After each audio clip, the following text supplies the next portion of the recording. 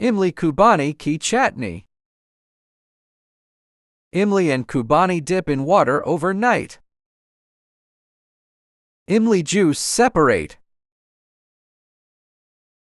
Juice and Khubani both with water boiled well even soft. Take zira cumin, black pepper, black salt, dry fruit, what you choice. When well soft and cool, then grind in grinder.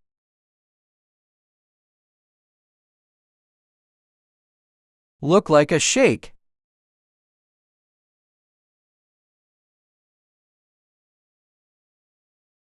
Now take pan and oil, what you choice.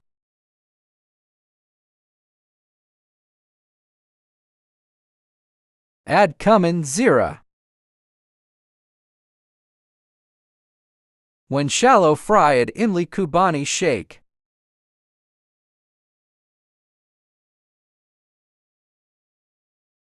Well cooked sugar as per choice.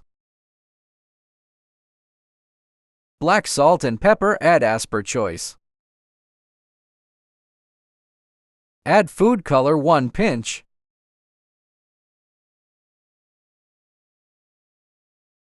Well cooked dry fruit as per choice. Chutney ready, enjoy yourself.